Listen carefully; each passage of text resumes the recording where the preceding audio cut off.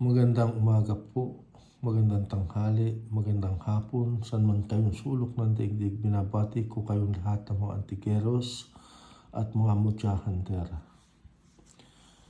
Ito pong aking pinakikitang ito ay 2 araw ko lamang kong nakita at ito po ay mutya ng kabibi. Yan po ay merong cross. Yan po, may cross po yan. At saka siya po ay nagkikrystallize. Meron din siyang bantay. Are. At hindi ko po lamang alam mismo kung saan ito gamit itong mutya ng kabibing ito. Pero ito po ay mutya ng kabibi. Ito po ay kung gagamitin ninyo sa magaling ay merong magandang kahihinatnan ang maghahawak nito. Pero kung ito po ang maghahawak nito ay gagamitin sa hindi maganda, ay ito po ay may karma at may balik sa mga naghahawak ng hindi alam ang gagawin.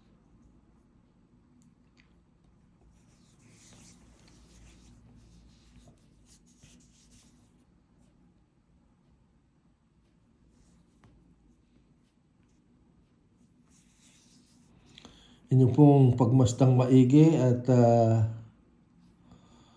kung sakali na inyong magustuhan ay intay ko ang inyong mga comment at intay ko na kayo ay mag-subscribe sa aking mutya ng kalikasan.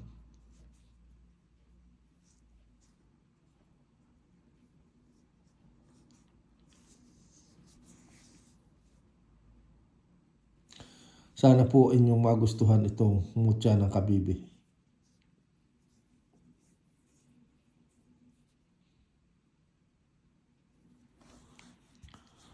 At ito po namang isang ito ay si gayon din.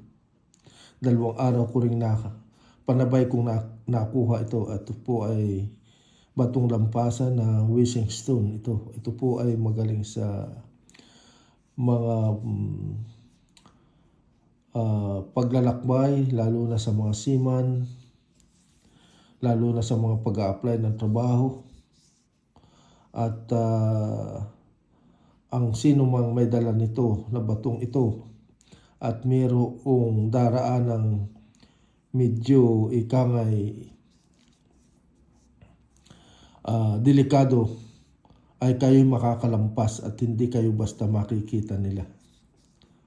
Makikita na lang na magtataka na lang sila na kayo ay nakalampas pag ito'y dala ninyo ito. At ito'y magaling din sa pag-exam, sa pag-a-apply ng trabaho. Magaling din ito.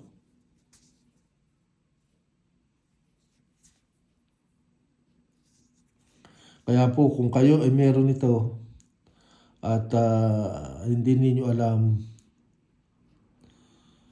kayo ay yung mga kakilala ninyo na nakakaalam ng meaning ng batong ito, ay pwede naman kayong mag-ask sa kanila na sabihin niyo kung ano ito, meaning ng batong ito. At yan ay baka sabihin sa inyo.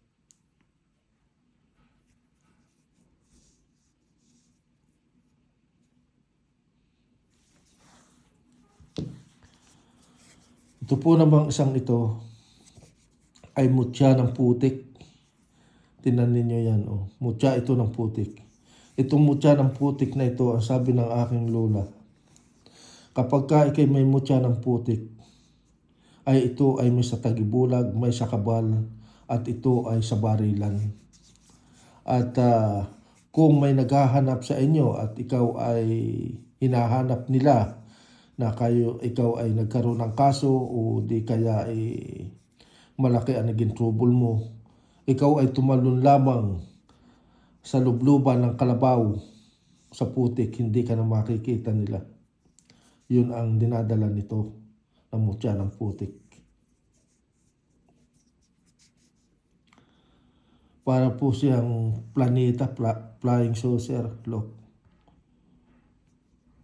Yan po. Pero po iba ang amoy nito. Ang amoy po nito, aking inaamoy talaga ay mismong parang yung putik sa tubigan na nabulok ng mga halaman doon na talagang putik. Parang nagkakaroon ng asingar na hindi maganda.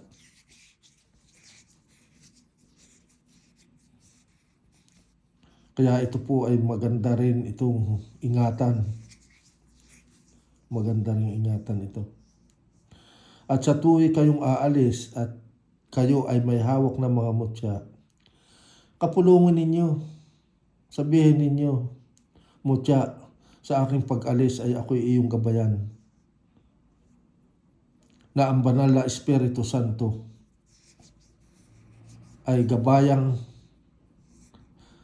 ka at ang mutyang ito ay mayroong buhay at makakatulong sa may-ari. Ang akin pong masasabi, irerespeto lang ninyo kung kayo ay mayroong mga bagay na ito.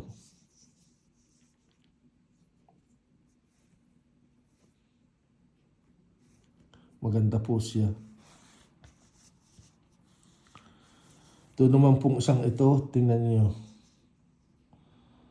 Maganda rin po ito at ito ay sa aking kwan. Ito ay malamig ang tao sa inyo. Maganda.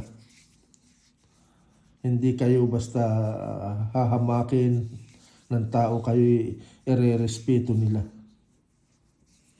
Ito ay sa paglalakbay din. At ang mga mangkukulam ay takot dito sa ganitong mga batong ganito. Ito po ay malakas ang kapangyarihan ng klaseng batong ito na ito ay napakatigas. Akin na pong napurbahang martilyuhin, talaga napakatigas. Hindi po talaga siya mabasag-basag. Kaya sabi ko, hindi na ako susubukan na ito ay gamitan ko ng martilyo na aking basagin. Ang ganda po ng kanyang pagkakako ng arts. Look.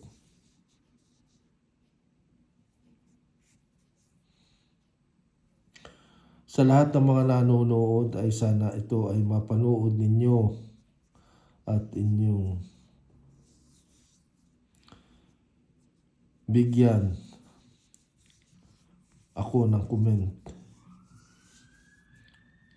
At ang akin po namang hiling sa mga manonood at hindi lasap sa inyong kalooban, inyo na lang pong iiwas. Huwag na po lalaan ninyong tingnan ang aking mga video para tayo ay magkaroon ng magandang unawaan.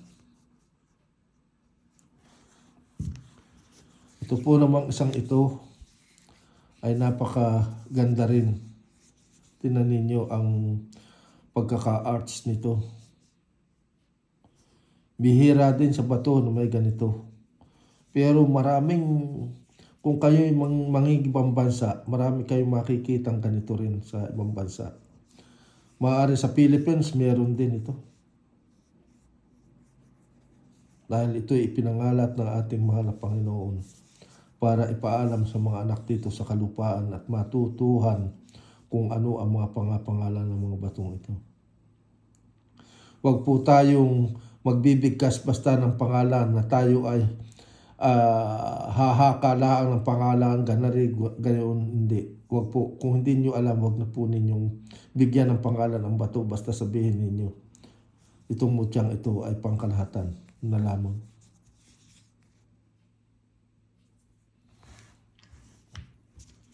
At ito po namang isang ito, tinan ninyo ang mutya.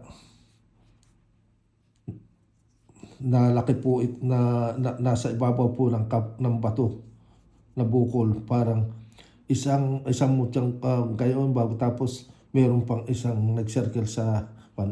Ito'y mutya talaga din.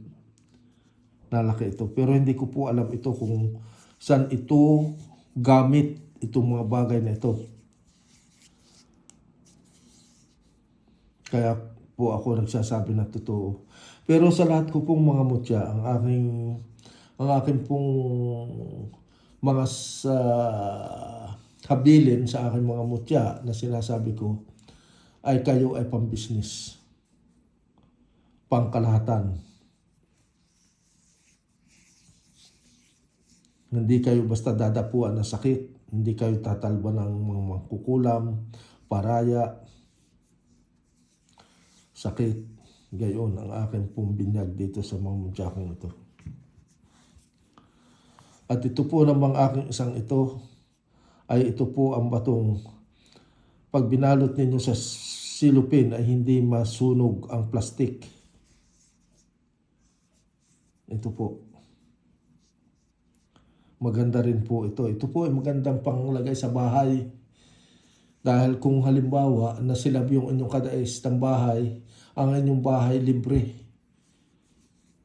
Hindi magkakaroon ng damage. So magkaroon man ng damage, baka kaunti lang.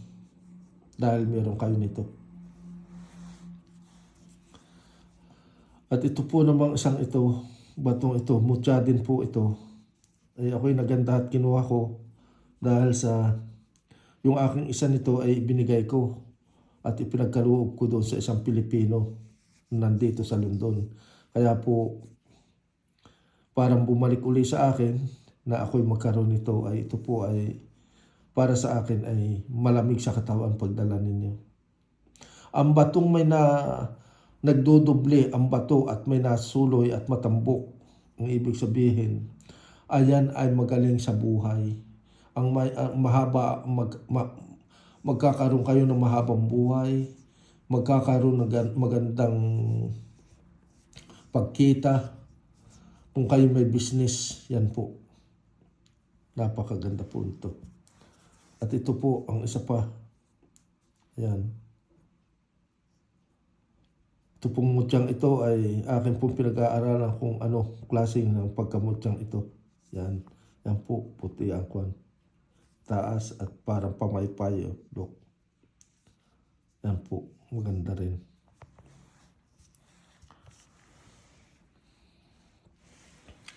At ito po namang aking isang ito ay ginawa ko ng kwintas. Noong aking magawa ang kwintas, believe me or not, talagang napakab sa akin hong pakiramdam ang bait ng tao. Ang ganda, ang gaan ng inyong katawan. Mapera na lamang kayo ay talagang may sakit na arthritis at hindi makukured. Pag arthritis na pinag-usapan o di kaya yung matagal na ninyong sakit. Pero talagang ang inyong mind ay talagang matalas at talagang maliwanag lagi ang inyong isipan. Ito po ay nagmamagnet. Tingnan po ninyo ito. Ayan po. Yan po. Kaya po aking ginawa ng kwintas. Yan po ay nagmamagnet. Kahit po aking kuha napakalakas po ng magnet niyan. Yan po. Hindi po basta makuha. Tingnan nyo po ito. Yan. Sa akin pong pakiramdam ay talaga napakaganda po ng pakiramdam. Ang gandang kwintas. Kaya po ito tinan nyo, sari-sari ang kulay. May itim, may nagpuputi, may nagkikristal, may brown. Basta sari-sari ang kulay na ito. Ito po ay sa aking palagay ay ito ay subukan lamang. Ako po hindi marunong sumubok ng aking mga gamit. Ito po'y subukan lang na barilin, hindi ito tatamaan ng baril. Ito po. Napakaganda po nitong batong ito. At ito po naman ang supot ng duwende na ginawa ko na rin kwintas. Ay napakalalo na po. Wala po akong kapagudan pagka ito'y suot ko. Hindi ako hinahapo. Basta malakas po ang aking katawan. Pero sabi nung aking isang kumpare, ay napakagaling daw nito sa sa business. Ay maaaring magaling sa business ito kung kayo marunong magbi-business, ay magaling. Dahil laging ito ay parang may laman, laging malaki ang matambok. May parang laman ng loob. Tingnan nyo, ang ganda po. Ginawa ko na rin po itong kwintas. At ito po namang aking ito pong aking ito, ayan po ay baligtaran agila, ulo ng agila, katawan. Yan po ay mayroong nagbabantay na para si Virgin Mary at ang Diyos Ama. At ito po naman ang sinag-araw kumbato. At yan po, tag-usan ang ilaw. At yan po ay mutya po ito ng dagat. Na yan po ay yung nasa loob na dilaw na yan, kapag inyong pinagmasdan ay parang dolphin ang nasa loob. Natakbo siya. Yan po, nasa loob na yan. Yung medyo dilaw na yon. Yan po ay talaga nakibo sa loob. At ito po ay gayon din. Mutya po ito ng dagat. Yan po. Ay akin na pong ginawang kwintas din. At sabi ko, ito ay pangkalahatan din. Para sa akin ho, pagka isuot ko, ay talagang nararamdaman ko na mabait ang mga tao. Mabait sila. Sadyang walang kwan. Kaya sa mga manonood na interesado sa aking mga pinakita mga mutyang ito, ay sana po ay ako'y inyong i-subscribe at huwag kayong magsasawang manood sa aking maliit na channel, Mutya ng Kalikasan. At tayo ay magdasal lagi at huwag makakalimot sa ating mahal na Panginoon Diyos Ama sa langit. Yan po.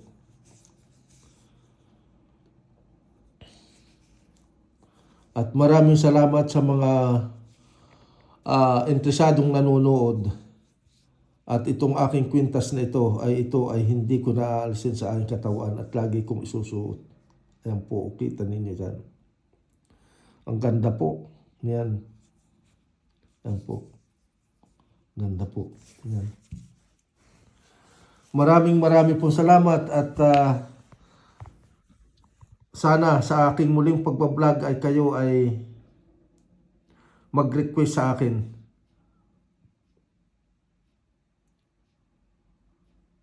Salamat pong muli. Amen.